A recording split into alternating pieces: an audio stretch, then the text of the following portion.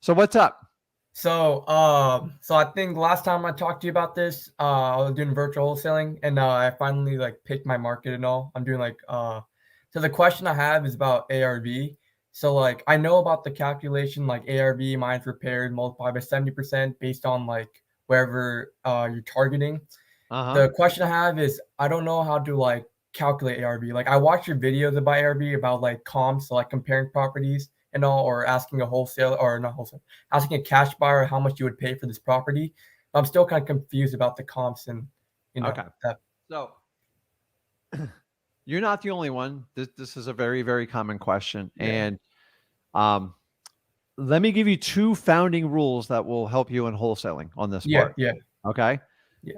I'm going to actually give you three. Number Okay. one, make sure your seller has motivation. Otherwise, nothing works. Nothing Mhm. works. The comping, ARV, none of it works. So that's rule number one. The second rule, comps. They are nothing more than a range. Okay. They are Range. never set in stone. It's just how it is. I've never had a property go, that's the exact comp. There's 9 identical houses that sold within like a block of it, and that's the number. Okay. Comps Mhm. are a range. So if you Okay. have the ability to throw out the high, throw out the low, and try to let the machine do the comp with you putting common sense into it, Yeah. that's going to be your comp. If you spend more than 10 or 15 minutes just doing comps, it Yeah. typically means you overpaid for the property and you're trying to manipulate the price to force the deal go through. Okay? Okay. So like if I find so I'm doing like you said, I picked Detroit as my thing. Now, So if hmm? let me finish here. I'm going to give you rule number 3 and then I'm going to walk you through it. Okay? Oh, okay, yeah, no problem. Number 3, your ultimate sales price will be dictated by who? So I'm not sure. What it ultimate sales? Yeah, I'm not sure. It's your cash buyers. Where? Okay? So I'm Okay. giving you a little cheat sheet, especially if you're brand new here. Yeah, yeah, You are somewhat guessing in wholesaling, yeah. but you're guessing based on odds and percentages. If Okay, I have comp range, say if the comp is from 150 to 162, that's where I kind of worked it out. Okay. okay, okay. And then Okay. your seller has motivation, right? Mm-hmm. Okay. Yeah, Then all you have to do, you ready for this? yeah. You got to get the price low enough to make a spread from that 160 to like 165. And you have to make a calculated, educated guess. And I want you to hear me clearly. It is a guess. In the old days, we just used 70% because I just don't think we were very bright when we were doing wholesaling. We're much more advanced today. Yeah. Your odds of getting a deal 70% discount are low. I'm just here to tell you. And matter of fact, in the last 3 to 4 years, I'd say if you could get a property at a 15, 20% discount, you could make a bundle. Times are changing. Okay. Okay. But you can't, like a lot of people, oh, you got to buy 30, 40% discount. The market's falling off the cliff. The market's pulling back, but it's not falling off of a cliff. Okay. Okay. The way you find out where that sweet spot is, you put it under contract for the best price possible, and then you throw it out to your qualified cash buyers. So you're going to know quickly when you put that property out there, if your cash buyers start offering you like 175, 180, you know you have a home run. If they start offering you 150 to 140, you know you screwed up and you need to fix it as fast as possible. Okay? Okay. Cash buyers are smart. Do they want a good deal? Absolutely. Okay. But you're never going to get this perfect. And more people, when they start out wholesaling, is they use this as like, it just screws them up real bad. Okay. Okay. Where they mostly get screwed up is on repairs. Okay. And repairs, I'm going to be honest with you, dude, they're all over they're even worse than comps. Okay.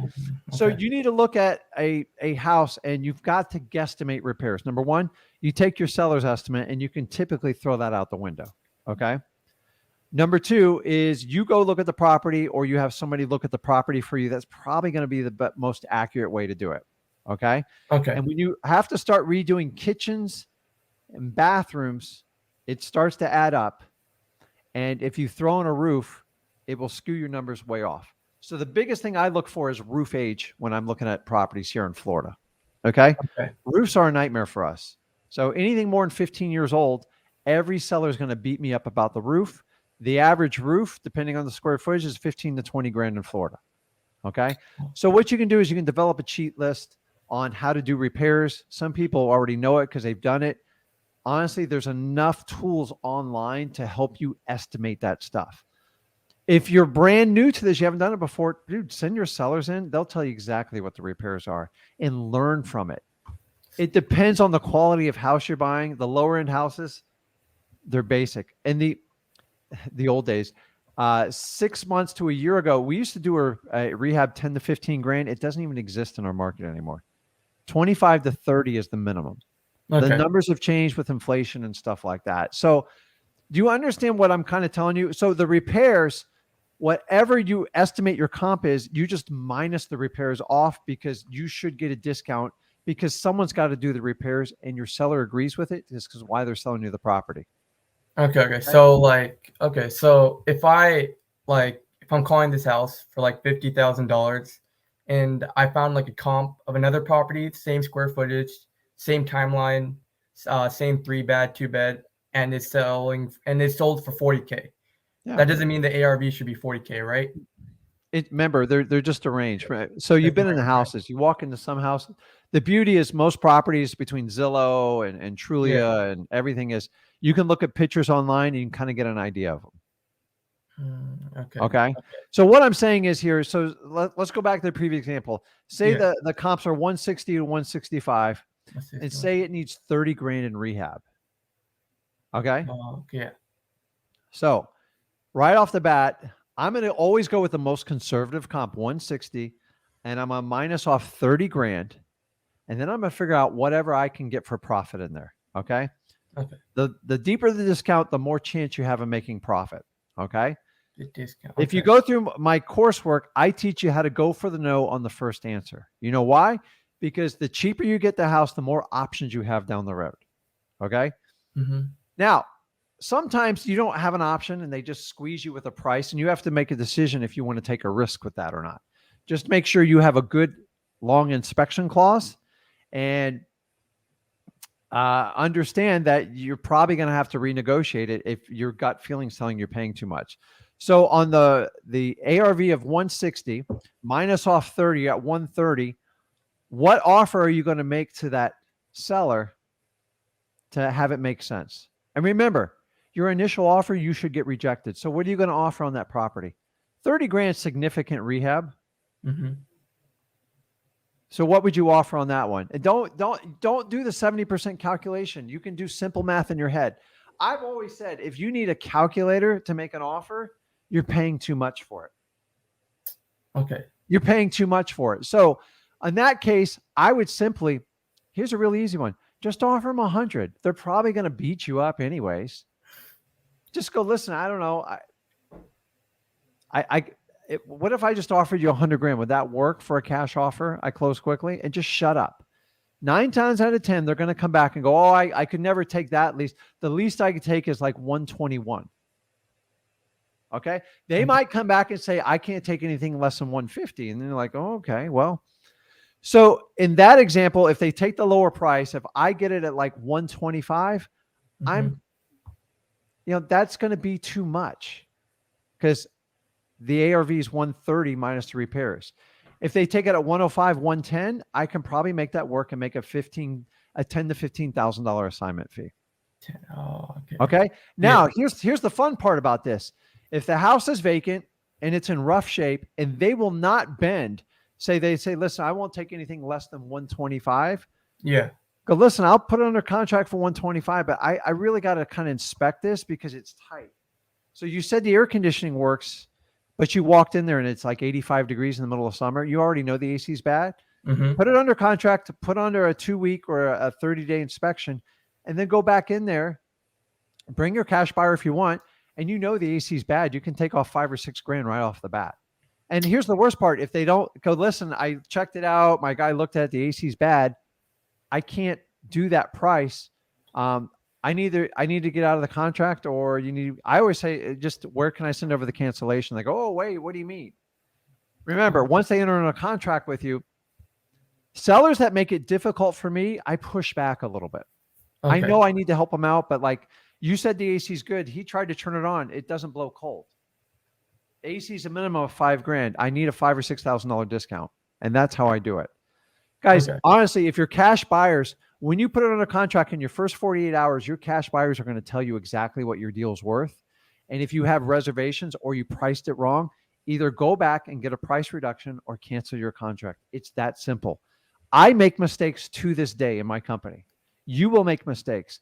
But as you go through time, you'll learn how to do this and you will get better and better at it.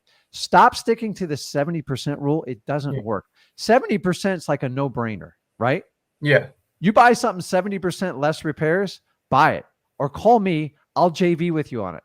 Okay. Unfortunately, that rule will not get you to a lot of dances in wholesaling. It's just the truth. The Okay. reality is probably 75 to 80% are where most of the deals are coming in reality when it's said and done. And remember, when you enter a contract, that doesn't have to be your final number. If somebody gives you a great price up front, take it.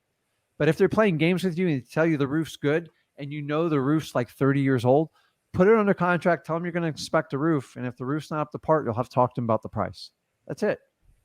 It's a guaranteed that you'll get a reduction or you'll have to cancel the deal. Does that make sense? Yeah. And like, 70, okay. 70% doesn't, it's really, it worked in 2003. And I never taught my son that rule, and I won't teach you that. The reality is, whatever you can get under contract for, if you can sell it for more than that Mm-hmm. without killing yourself, do it. Most wholesalers just want to get an initial yes. They don't go for no, and they overpay for the properties, and they spend days, if not weeks, trying to sell the property only to get out of the contract. And you don't want to do that. Oh, okay. Okay. I see. I Does see. that make sense? The Yeah. Yeah. Yeah. 70%, it's going to handcuff you, man. You can't do anything. It's that's like saying, "Hey, I'm going to play a football game, and if my star guy on the return team for kickoff doesn't return 4 touchdowns, if he returns 4 touchdowns, I'm going to win the game." Well, yeah, no, duh, it does. So 70% is an old school rule, and it doesn't work in today's. If you get 70%, just take it, take it every time. Everybody watching this, 70% is guaranteed you'll make money for the most part. The most part. Okay. But the reality is, a lot of us are somewhere between 75 and like 83, 84% discounts. That's just the truth on it. How do I know if I'm going to make? I can tell you, I've had deals I put under contract where the property's motivated, the seller was difficult. I put it under contract. I either got a discount or I got a cash buyer to pay more because I Mhm. knew there was a lot of demand in that area. And that's it. So let your cash buyers be the final dictator Okay. and you'll learn quick. But honestly, if you have reservations about a property and you know what they're telling you suspect, just Yeah. make a longer inspection period. It gives you more room to find out what the property's worth is, and it gives you the ability to get out of the deal or renegotiate it. Does that make sense to you? Yeah. For the inspection period, the cash buyers are the one that's supposed to inspect the property. Am I right? It's up to you. I mean, yeah, I bet that's a whole nother conversation. Well, let's just start with the basics here on Yeah. it. Yeah. Yeah. Okay.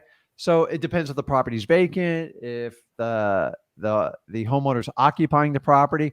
Because sometimes with sellers, you only get a few shots to show the property Mm-hmm. and you have to make a decision. When I only have a few shots to show the property, I'll typically bring my contractor, which is someone I do business with, which I give them other types of rehabs. I'm not a big rehabber. I only properties I Yeah. want to keep. And I have him go in. He goes, dude, the roof shot, the AC shot. He writes out on a list, gives me an estimate, and I just give it to the owner. I'm like, I got to get out of this contract. They're like, and they always say to me, well, what can we do? And then I go, well, we can sit here and discuss the offer price. I can't do that number. Or I tell you what, if you can put on a new roof, put on a new AC, I'll go ahead and move forward with that price. And they'll typically either get out of the contract with you or they'll try to negotiate with you. Either way, it's a win. That's how Okay. I look at it. Okay. Okay. And I had another quick question. So today, I was calling this someone. His house for like was $50,000, and I went it down to $30,000 because you always say try to go for too low, and you always like make them so low so they could say no. And so I did for $30,000, and they said no because I kind of estimated. I didn't calculate it because I know that looking at the condition of the property, it has to be like below 50,000 for sure.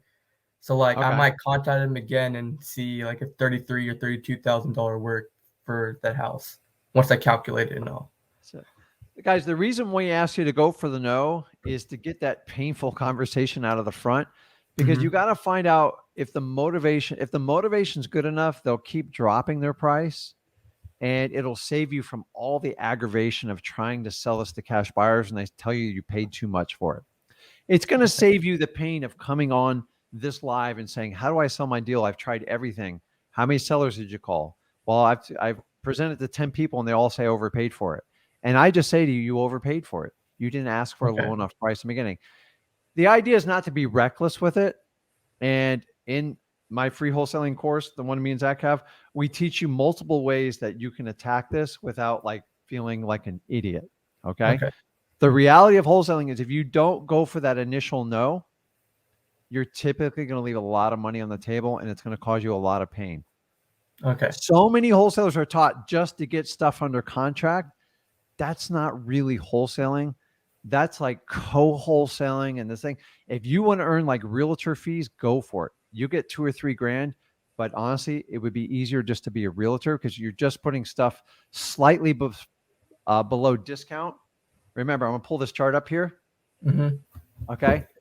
We don't play in this 10% zone. It doesn't work. That's realtor land. Okay. I didn't get into wholesaling to make $2,000 and $3,000 commissions. Okay. You need $15,000 to $30,000 paychecks. You got to be up in these ranges. Okay. So by going for no, it allows you to filter the people out that are not serious about doing business with you. By the way, you can refer them to realtors and you can get a commission off of that. So just go for it. But it doesn't mean you have to be okay, I'm not going to use bad words. You don't have to be an idiot like, what's the cheapest price? And you give it to me. No, I pay all cash. That's how I used to do it when I started. Remember, I was mechanical. I didn't know what I was doing. Okay. So we give you, we teach you the scrunchy face. We give you good cop, bad cop. We give you 3 ways which you can bring any seller down. Remember, the worst thing you can do, the worst feeling getting wholesaling is if you offer a price and you think you're getting a good deal and they put their hand out and shake your hand right there, you just overpaid for the property. Okay. The idea is to get a no without getting kicked out of the house and saving face. It's painful. It's awkward. It's uncomfortable. But by doing that conversation up front, you will be a superstar at the end. I promise you. Okay. And it's okay that like if I see some like a house priced at Zillow somewhere, it's okay. I could estimate like $20,000 or $10,000 off the original price, right? It's okay to like say it again. I'm saying like if I find a price on Zillow or something like I said $60,000 for example, it's okay that I could estimate it and talk him down to like $40,000-$30,000, right? Without using just the keep in formula. mind. I look at everything as like if I'm a cash buyer, what would I pay for that property without all the BS I got to go through with a realtor? Remember, guys, when you deal with smaller properties under like 75K, the numbers get tighter. Okay, so percentage wise, sometimes it works. So going from 60 to 40, I don't have a calculator in front of me, but that's a sizable discount on a smaller number. Okay. You understand what I'm saying? Yeah. Once you get below 50, 10,000 off is you're at a 20% discount right off the bat. So be proportionate. It gets a little bit harder when you get in like the smaller numbers. Okay. You're starting to split hairs. But remember, in the end, Ravon, your cash buyer will always dictate what the true price of that property is. And you need more than one cash buyer to dictate it. Once you deal with 4 or 5, you'll get an average and you'll know if you're in the right area or not. And sometimes you get like I've gotten $100,000 premiums and I'm in shock. And sometimes people want it 20, 30 grand less than I paid for it. I go, we screwed up. You have to screw up multiple times to really understand this business. That's why all real estate is local. And that's where you become the expert in wholesaling, marketing, and knowing your market and market knowledge, and you will progress and you will do amazing things with it. Okay. All right. Thank you so much. Okay, Ravon.